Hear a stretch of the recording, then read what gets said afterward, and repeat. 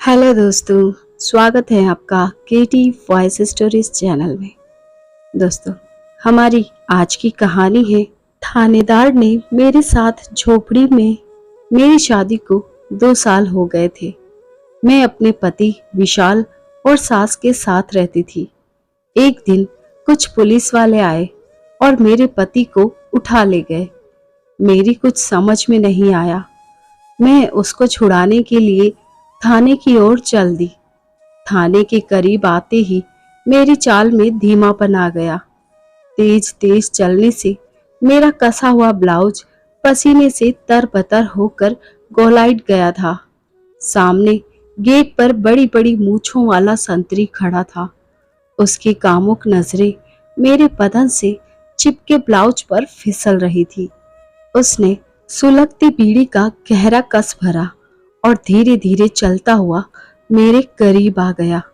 यह देख मैं घबरा गई। मेरी काली काली चमकती आंखों में दहशत भर उठी थी। मैंने कई जवान औरतों से सुना भी था कि पुलिस वाले बहुत बदमाश होते हैं। फिर भी डरते हुए मैं थाने तक आ गई थी। पुलिस वाले की प्यासी नजरें मेरी गदर जवानी पर फिसल रही थी। यहाँ क्यों आई हैं? मुझे बता। मैं वहीं चुपचाप खड़ी रही। अरे, बोलती क्यों नहीं? गूंगी है क्या? सामने खड़े पुलिस वाले ने कड़कती आवाज में पूछा। किसी ने तंग किया है तुझको? बता मुझे। थानेदार साहब, ऐसा नहीं है, मैंने कांपती आवाज में कहा। फिर रास्ते में अकेली देखकर किसी ने पकड़ लिया होगा। तू तू डर मत, मुझे साफ साफ बता दे। 1 घंटे के बाद मेरी ड्यूटी खत्म हो रही है। ऐसी बात नहीं है थानेदार जी, मैं तो दूसरी फरियाद लेकर आई हूँ, मैं सहज आवाज में बोली। पुलिस वाला अभी जाल फेंक ही रहा था कि अंदर से असली थानेदार जीप स्टार्ट करके निकला। थानेदार जीप रोकते हुए बोला, अरे राम सिंह, यह औरत कौन है? साहब जी, यह पैरे पर खड़ा संतरी कुछ बोलता उससे पहले ही मैंने कहा, साहब जी, मैं विशाल की घरवाली हूँ, उसे पुलिस ने पकड़ रखा है। हुजूर, मेरे विशाल को छोड़ दो, वह बेकसूर है। ओह, तुम चरस गांजा और नकली नोटों की सप्लाई करने वाले विशाल की जोरू हो? हाँ साहब, कहते हुए मेरी आंखों में चमक उभरी। थानेदार ने देखा कि मेरे गोल गोल उभार पर जवानी हिलोरे ले रही थी।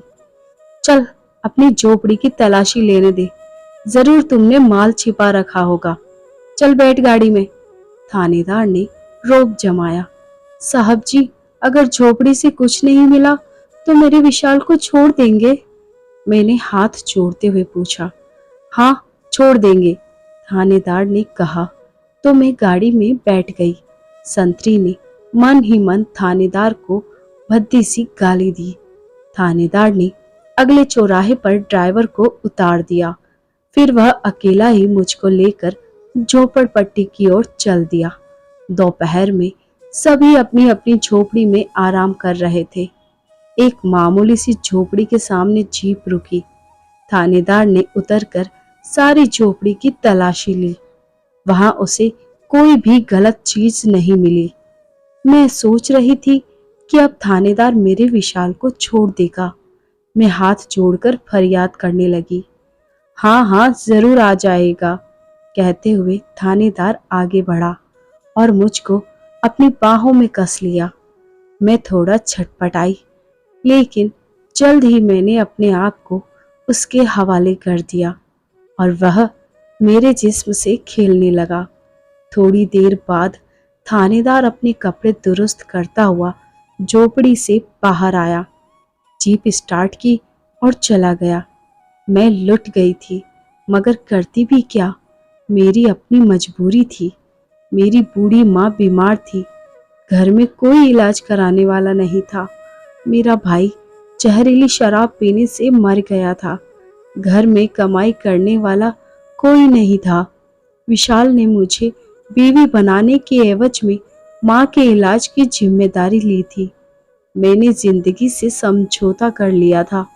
मैंने कभी यह जानने की कोशिश ही नहीं की थी कि असल में विशाल क्या काम करता है। अब मैंने सोच लिया था कि विशाल एक बार घर लौट आए तो उसे गलत काम करने से रोकूंगी। आज जो कुछ हुआ मैं उसे एक बुरा सपना समझकर भूलना चाहती थी।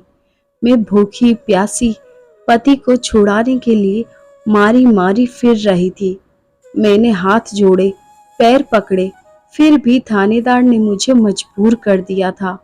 मैं अगली सुबह तड़क के ही थाने के गेट पर पहुंच गई। उस समय पहरे पर दूसरा संतरी खड़ा था। मैंने महसूस किया कि उसकी भी कामुक निगाहें मेरे उभार पर फिसल रही हैं, लेकिन मैं बेपरवाह होकर आगे बढ़ी।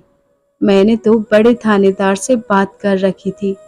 कल मेरी झोपड़ी में कैसे मिमिया रहा था। अरे रे, कौन है तू? अंदर कहाँ भागी जा रही है? संतरी गुर्राते हुए आगे लपका। तब तक मैं भागकर थानेदार के दफ्तर तक पहुंच गई थी। दफ्तर के बाहर शोर सुनकर थानेदार बाहर आ गया।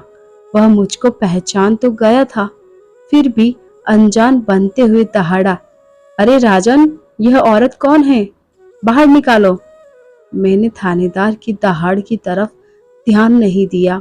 मैं गिड़गिड़ाते हुए फरियाद करने लगी, साहब जी, मेरे विशाल को छोड़ दो।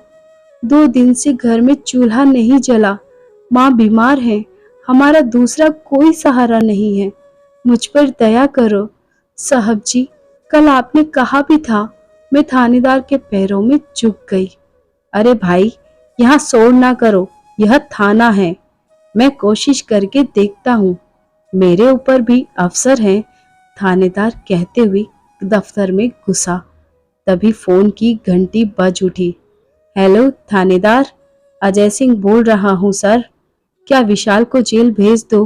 वह एक बहुत बड़े गिरोह से ताल्लुक रखता है। विशाल को छुड़ाने के लिए थाने पर हमला भी हो सकता है।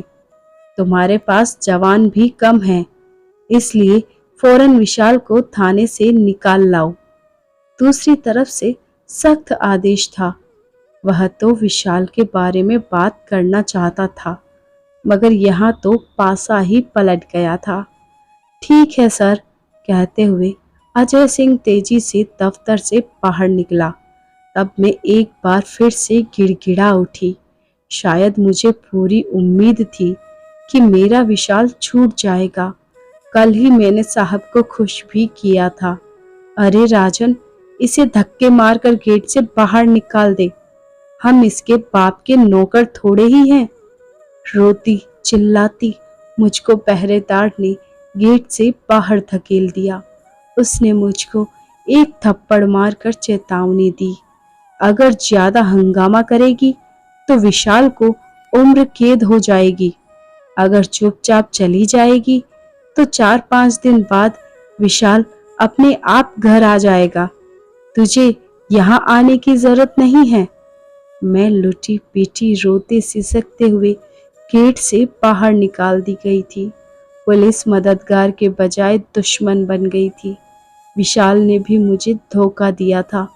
अगर उसे अपराध करना था तो मुझको जिंदगी के सपने दिखाने और मेरी बीमार माँ की जिम्मेदारी लेने की क्या जरूरत थी।